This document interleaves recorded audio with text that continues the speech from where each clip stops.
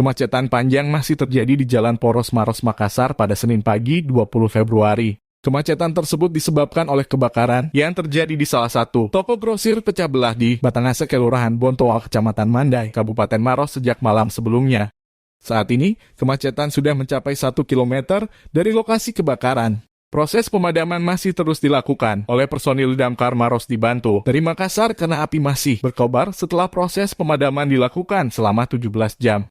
Kepala Polisi Pamong Praja, Pemadam Kebakaran dan Penyelamat Kabupaten Maros, Jufri, menjelaskan bahwa 11 armada pemadam kebakaran dari Maros telah dikerahkan dan dibantu oleh 10 unit dari Makassar dan 1 dari Angkasa Pura.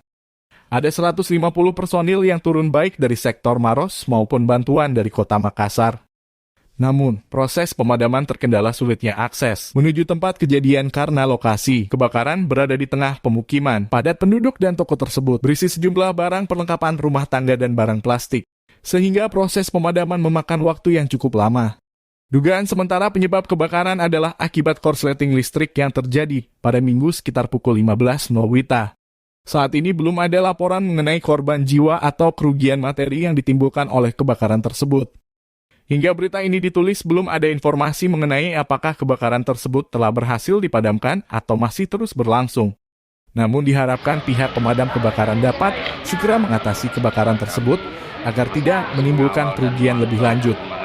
Kami akan terus mengulik data informasi terkait kejadian ini seiring dengan perkembangan situasi di lapangan.